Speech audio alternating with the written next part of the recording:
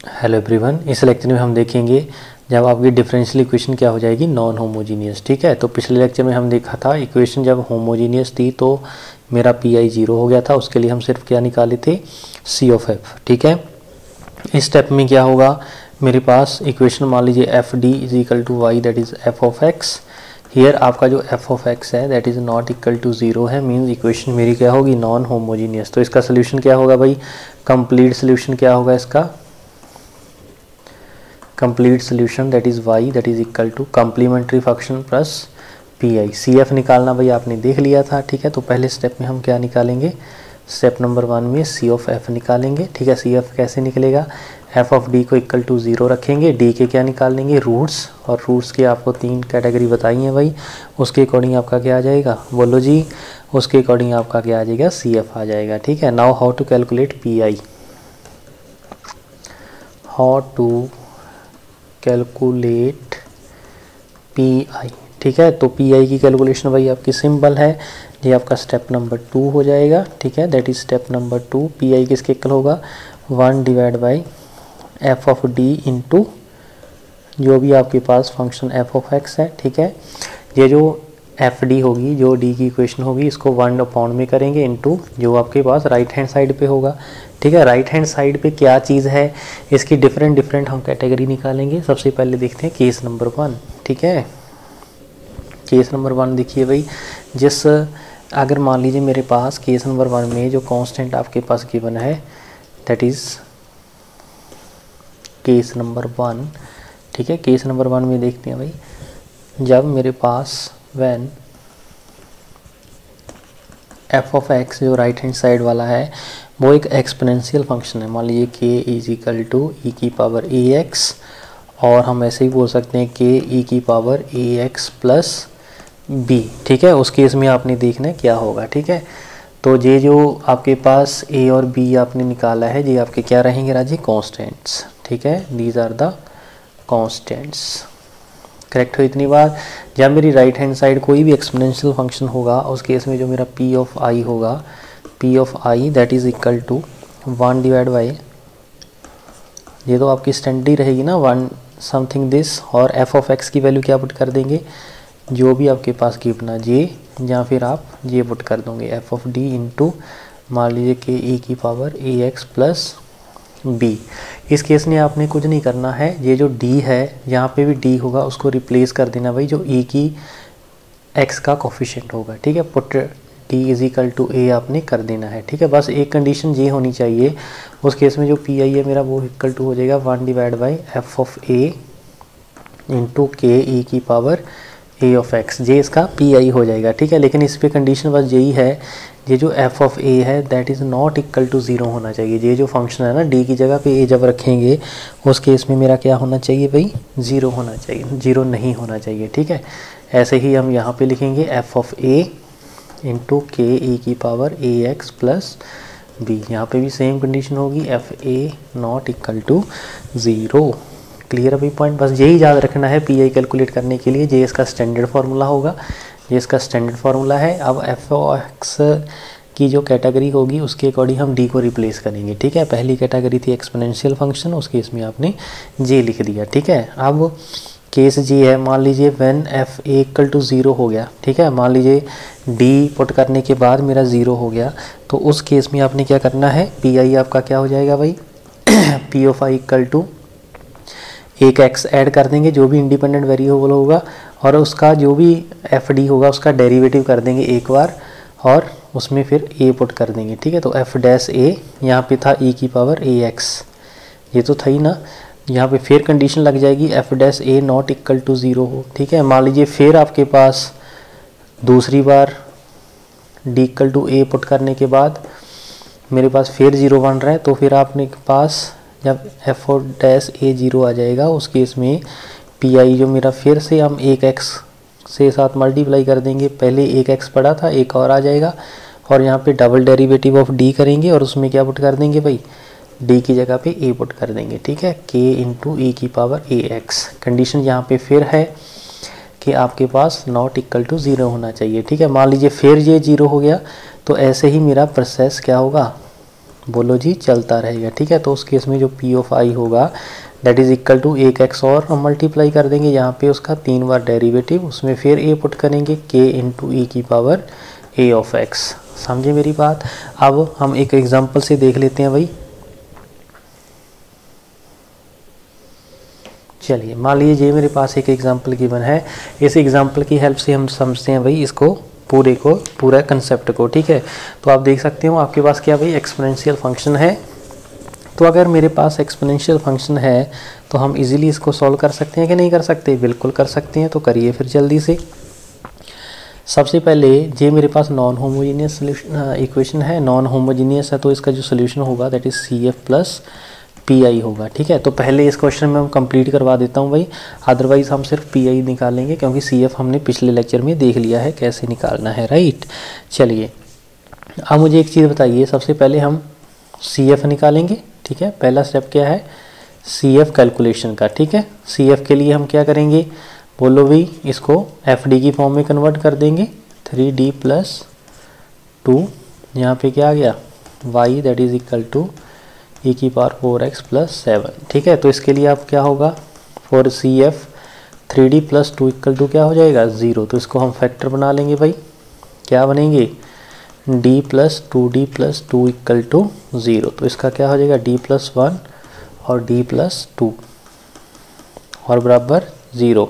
तो d की दो वैल्यूज आएगी -1 और -2। भाई दोनों क्या है रियल एंड डिस्टिंक्ट है, तो इसका सी ऑफ एफ किसके इक्वल आ जाएगा c1 e की power -x plus c2 e की पावर माइनस ऑफ tx।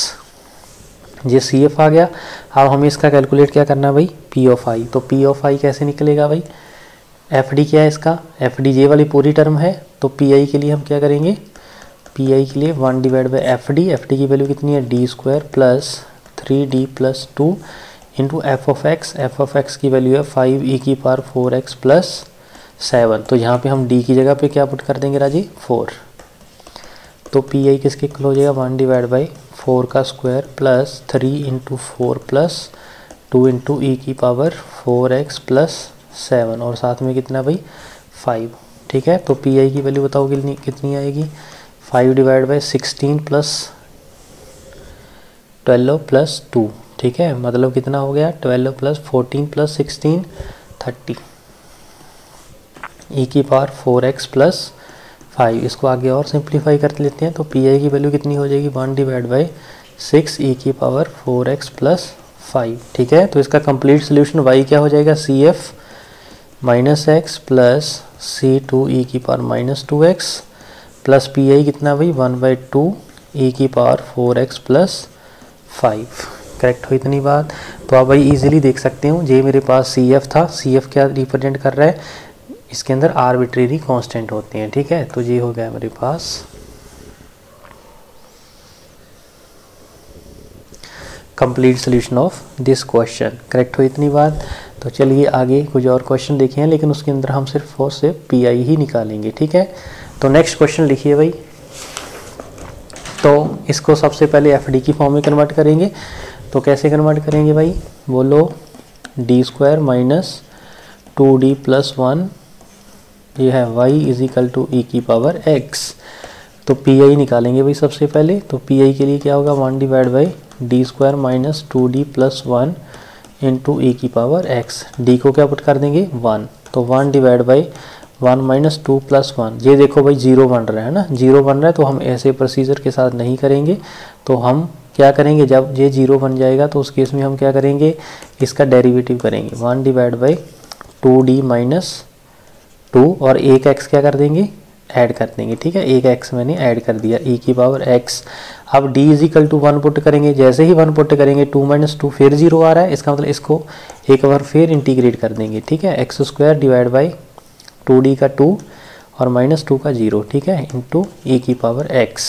तो ये मेरे पास क्या आ जाएगा राजी पी ऑफ आई आ जाएगा। समझे भाई पॉइंट? तो ये क्वेश्चन भाई इंपॉर्टेंट था, अच्छे से समझ लो, क्योंकि मेरा पहली बार भी 0 बन गया तो एक x मैंने ऐड कर दिया और नीचे वाली टर्म का क्या कर दिया derivative.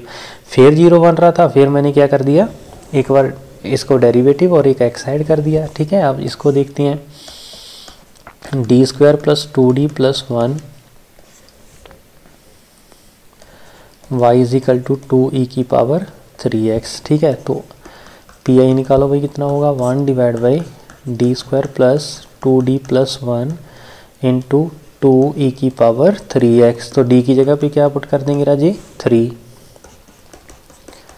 P I equal to 3 का square 2 into 3 plus 1 into 2e की पावर 3 ऑफ x। तो पी आई की वैल्यू कितनी हो जाएगी 1 divide by 9 plus 6 15 plus 1 16 into 2e की पावर 3x।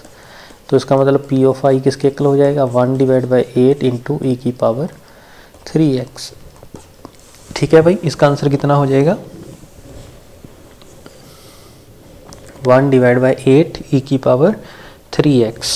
समझे भाई बात? कोई दिक्कत कोई कन्फ्यूज़न है तो भाई जल्दी से आप मेरे साथ डिस्कस कर सकते हो। ठीक है, तो नेक्स्ट क्वेश्चन लिखिए।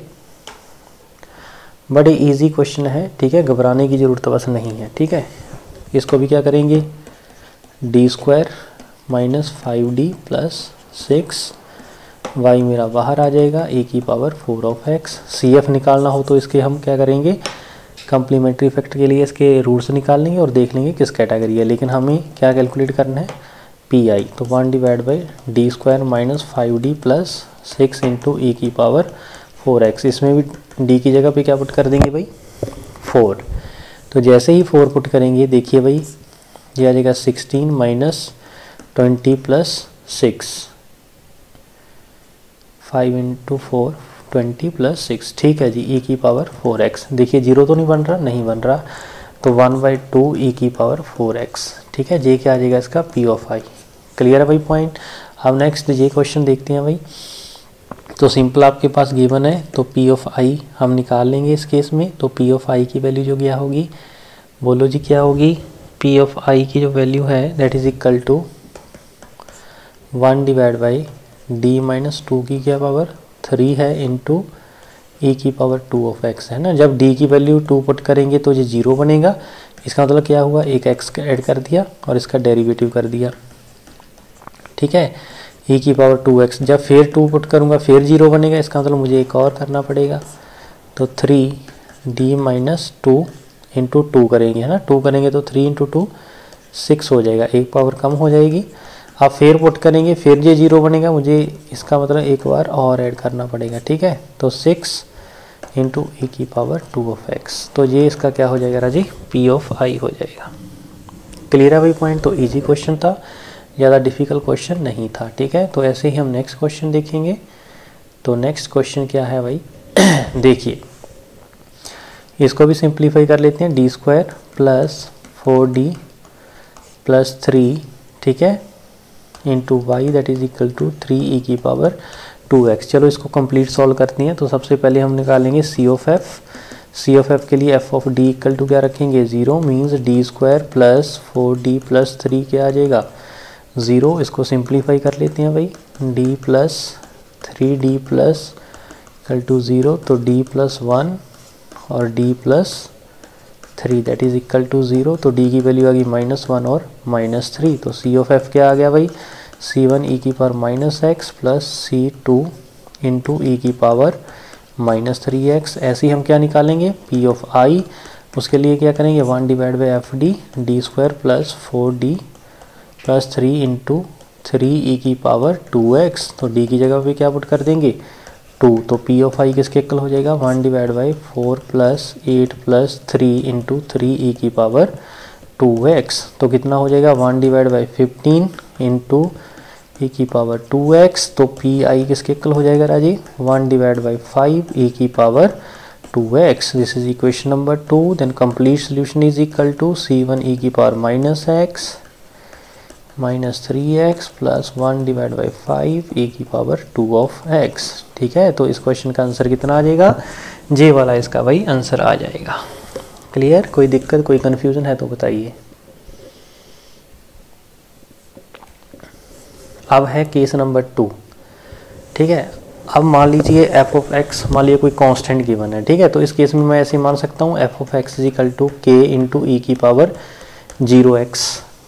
ठीक है, तो इसका मतलब इस केस में मैं d की वैल्यू क्या पुट कर दूंगा 0 पुट कर दूंगा। ठीक है, तो इसका जो p ऑफ i होगा that is equal to 1 divide by F D into F of X, ये तो मेरे पास स्टैंडर्ड होगा, तो इसको हम क्या लिख देंगे 1 divide by F of 0 into के इंटू ई की पावर 0x। ठीक है, कंडीशन बस यही है, एफ नॉट इक्वल टू 0 होना चाहिए। अगर 0 आ गया तो क्या करेंगे, x एफ डैश 0 इंटू के। ठीक है, और एफ डैश 0 की वैल्यू नॉट इक्वल टू 0 होनी चाहिए, ऐसे ही चलता रहेगा। ठीक है, क्योंकि के अकेला है, इसको मुझे अगर e की पावर 0 कर दूं उसका मतलब 1 ही होता है। इसका मतलब आप किसके साथ रिप्लेस कर सकते हैं उसको, e की पावर 0x के साथ। मीन्स वहाँ पे d की वैल्यू a थी, यहाँ पे a की वैल्यू कितनी है 0, तो d किसके साथ पुट कर देंगे 0 के साथ। ठीक है, तो कुछ एग्जाम्पल देखते हैं।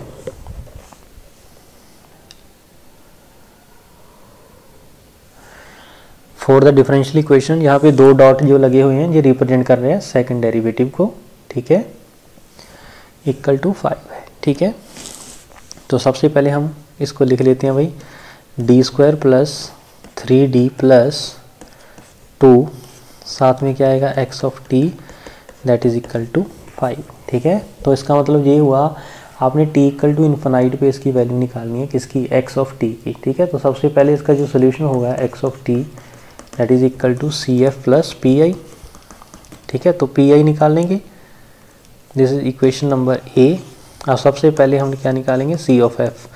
उसके लिए क्या करना होगा, D square plus 3d plus 2 जो है इसको इक्वल टू 0 रखना होगा, तो D square plus D plus 2d इसके हमें फैक्टर बनाने होंगे। ठीक है, तो इसका जो फैक्टर होंगे d plus 1 d plus 2 that is equal to 0, तो d की वैल्यू आ गई -1, ये कितनी आ गई -2। इंडिपेंडेंट वेरिएबल इसमें t है, डिपेंडेंट क्या है भाई, x है। ठीक है, इक्वेशन के अंदर, तो इसका मतलब जो इसका c ऑफ f है दैट इज c1 e की power -t plus c2 e की पावर -2t। ठीक है, यहाँ पे जो t लिखा है हमने इंडिपेंडेंट वेरिएबल ही हम ऑलवेज लिखते हैं। ठीक है, ऐसे हम क्या निकाल लेंगे, p ऑफ i। ठीक है, तो p ऑफ i कैसे निकलेगा, 1 divide by F D 3d plus 2 into कितना भी 5 की बना ना 5, इसको लिख सकते हैं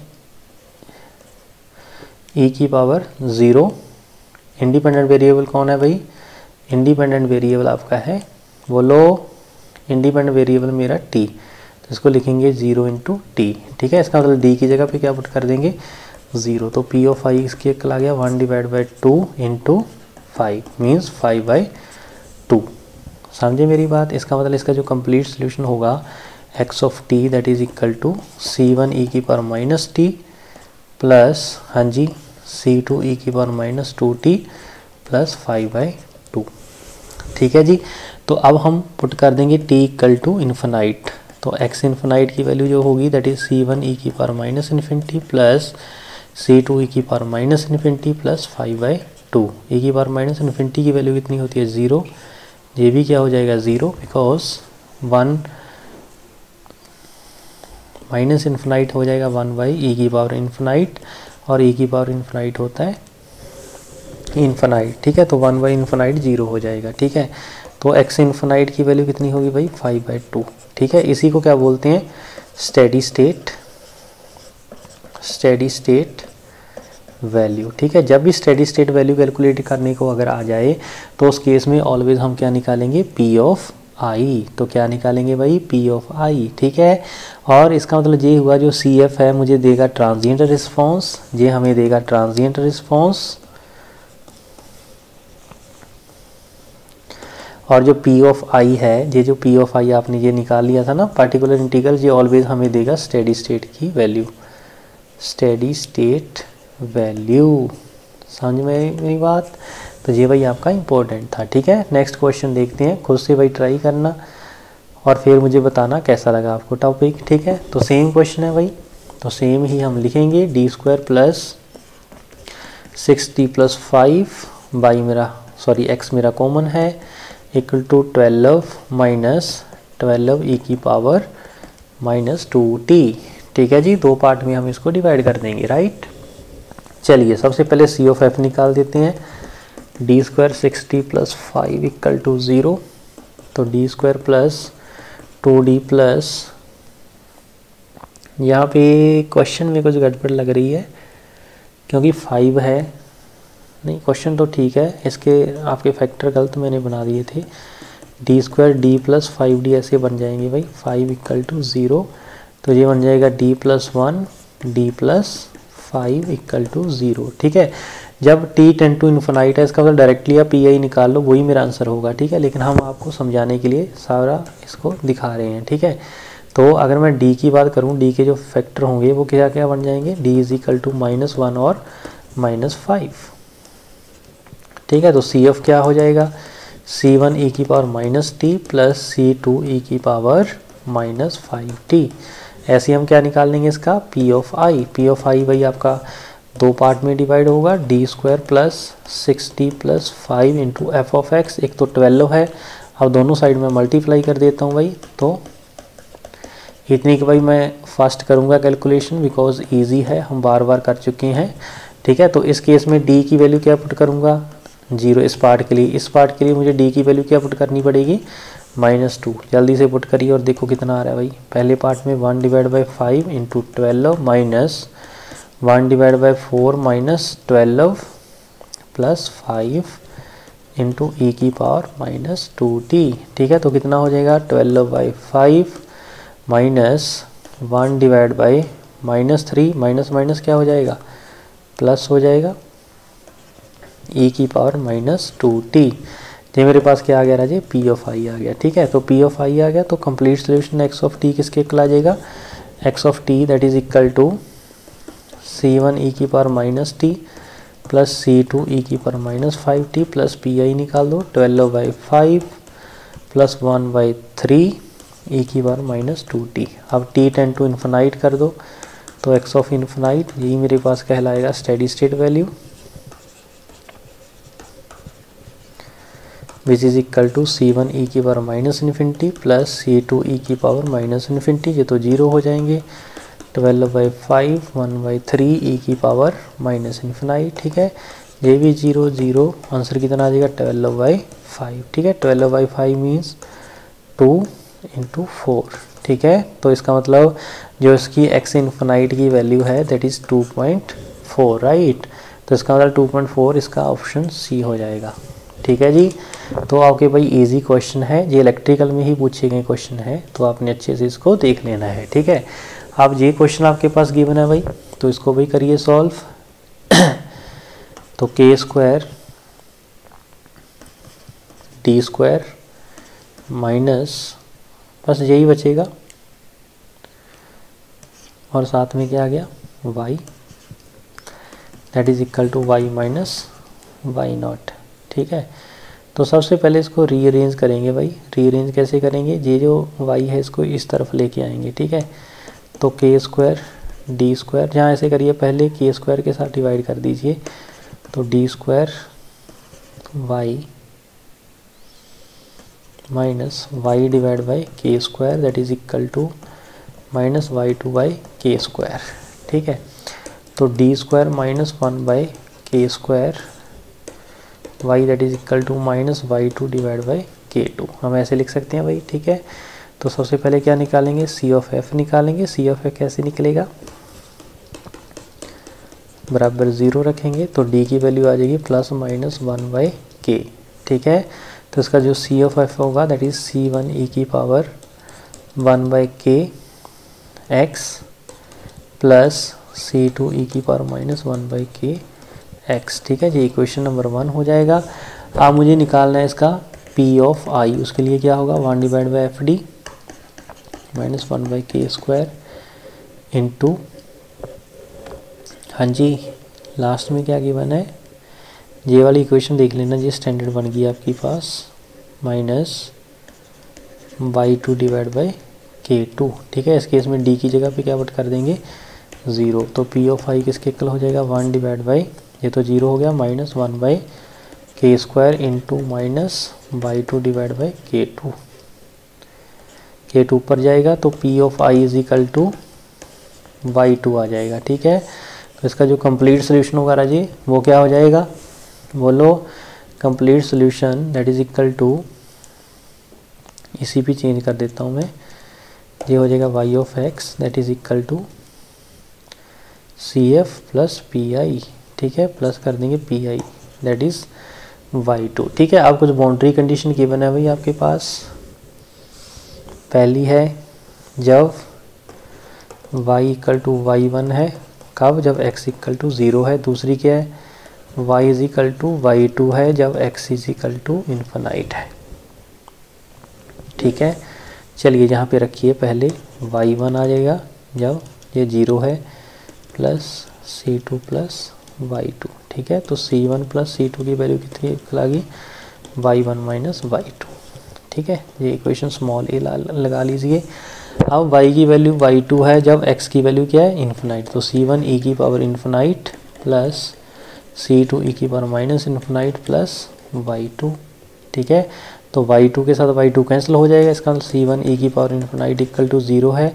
तो इस इक्वालिटी को सेटिस्फाई कराने के लिए c1 की वैल्यू क्या लेनी पड़ेगी? 0। इसका मतलब c1 c2 की वैल्यू 0 है, तो c2 की वैल्यू इस पे 0 रख दूंगी ना c1, तो c2 की वैल्यू कितनी आ जाएगी? y1 minus y2।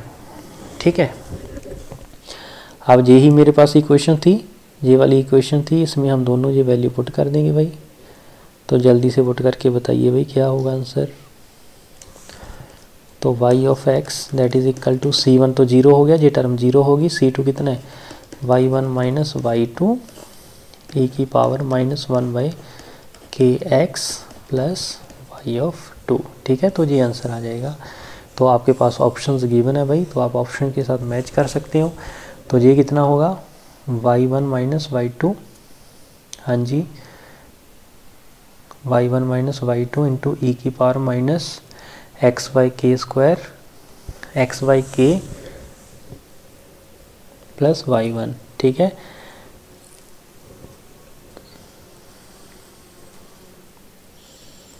देखिए भाई किसके साथ मैच कर रहा है। तो किसी भी ऑप्शन के साथ मेरे ख्याल नहीं मैच कर रहा। ठीक है, तो आप देख लेना भाई, मेरे ख्याल से तो किसी भी ऑप्शन के साथ मैच नहीं कर रहा। या फिर आप ऐसा करिए, ये जो आपके पास ऑप्शन है ना जी, यहाँ पे मेरे ख्याल से के होगा। ठीक है, सिंपल के होगा, तो इसका मतलब ये फिर मेरा इसके साथ मैच कर जाएगा ऑप्शन ए के साथ। ठीक है, अगर यहाँ पे के स्क्वायर ही होगा तो फिर मेरा नन ऑफ दीज। ठीक है, तो डी ऑप्शन मेरा आ जाएगा। ठीक है, तो देख लेना इसके अकॉर्डिंग, राइट। तो ये था भाई मेरे पास कुछ important topic regarding your pi. ठीक है, तो पीआई आपने देखा भाई डिफरेंट केस में आपने कैसे कैसे कैलकुलेट करना है।